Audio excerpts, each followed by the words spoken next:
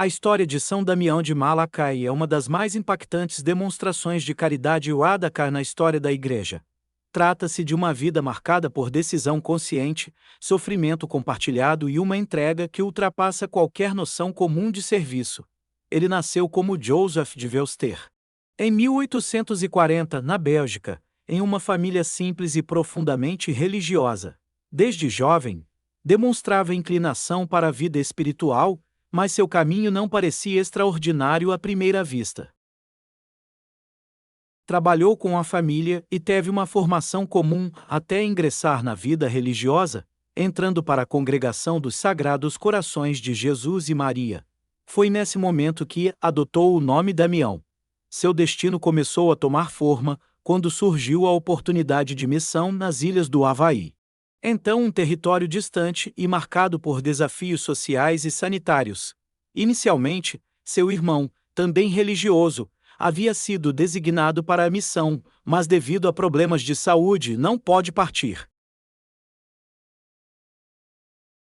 Damião se ofereceu para ir em seu lugar. Essa decisão, aparentemente simples, mudaria completamente sua vida. Ao chegar ao Havaí, ele encontrou uma realidade complexa. A população local enfrentava diversas doenças trazidas por estrangeiros, entre elas a hanseníase, conhecida na época como lepra. Sem tratamento eficaz e cercada de medo e preconceito, a doença levava à exclusão total dos infectados. Para conter a disseminação, o governo havaiano adotou uma medida extrema: isolar todos os doentes em uma colônia na península de Kalaupapa, na ilha de Malakai. Era, na prática, um lugar de abandono. Os doentes eram enviados para lá sem retorno. Famílias eram separadas. Pessoas chegavam sem estrutura, sem cuidados médicos adequados, sem apoio espiritual e, muitas vezes, sem esperança. Foi para esse cenário que Damião foi enviado. Em 1873, ele se ofereceu voluntariamente para viver entre os doentes. Não como visitante. Não como alguém que iria apenas prestar assistência ocasional, mas para permanecer. Desde o início, sua abordagem foi direta e prática. Ele percebeu que não bastava apenas pregar ou oferecer consolo espiritual. Era necessário reconstruir a dignidade humana daquelas pessoas. Começou organizando a comunidade. Construiu casas, melhorou as condições de moradia. Criou sistemas básicos de organização social. Estabeleceu uma rotina mais estruturada, trazendo ordem a um ambiente marcado pelo caos. Mas seu trabalho ia além da infraestrutura. Damião cuidava dos doentes pessoalmente. Tratava feridas, alimentava os mais fracos, acompanhava os que estavam à beira da morte. Ele não mantinha distância. Tocava, carregava, limpava. Em uma época em que o medo do contágio afastava até familiares, essa proximidade era algo extraordinário.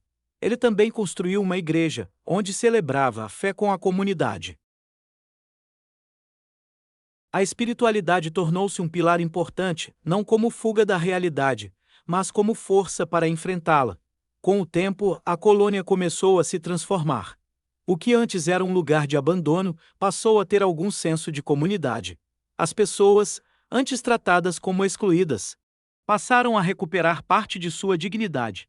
Mas essa transformação teve um custo. Damião sabia, desde o início, que ao viver ali, estava se expondo à doença. A hanseníase era altamente temida e pouco se conhecia sobre suas formas de transmissão. Ainda assim, ele nunca recuou. Durante anos, manteve o mesmo ritmo de trabalho, a mesma proximidade, a mesma entrega, até que, inevitavelmente, os sinais começaram a aparecer. Em 1884, ele percebeu sintomas claros da doença.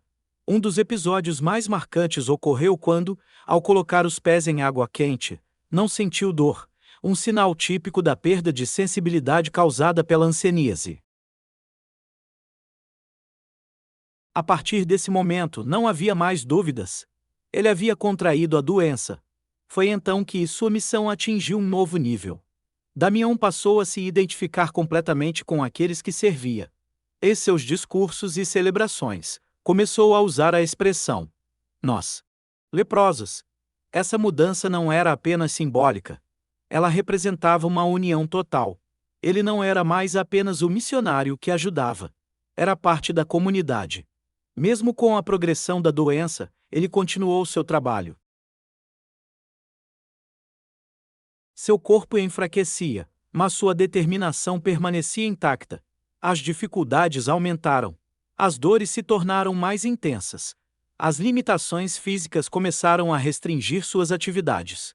Ainda assim, ele não abandonou sua missão.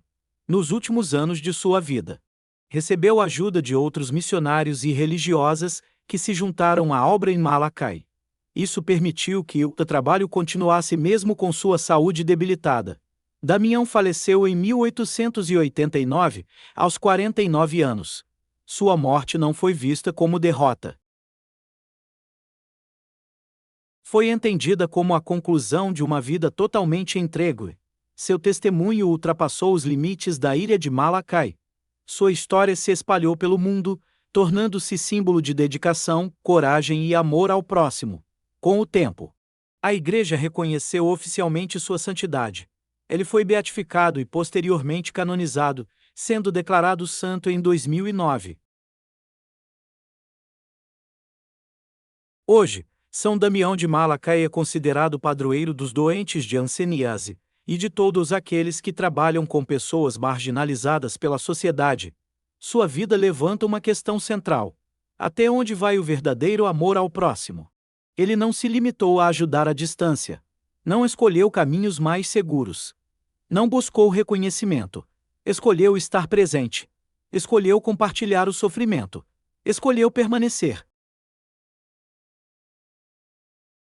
Em um mundo onde o desconforto é frequentemente evitado e o sofrimento é afastado, sua história apresenta um contraste direto. Ele se aproximou da dor. E ao fazer isso, transformou um lugar de desespero em um espaço de dignidade. Seu legado não está apenas nas construções que deixou, nem nas melhorias sociais que promoveu. Está na forma como viveu. Uma vida que não foi guiada por conveniência, mas por convicção. Uma vida que não evitou o sacrifício, mas o abraçou com propósito. São Damião de Malacai permanece como referência de uma caridade que não é teórica, mas prática, que não é distante, mas próxima, que não é limitada, mas total. E é por isso que, mesmo décadas após sua morte, sua história continua relevante. Porque ela não fala apenas de um tempo ou de um lugar específico. Fala de escolhas, fala de coragem, e fala de um tipo de amor que, quando vivido plenamente, é capaz de transformar realidades e mesmo nas condições mais difíceis.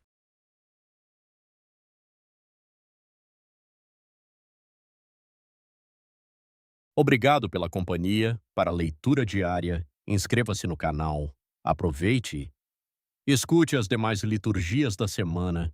Que Deus abençoe o seu dia.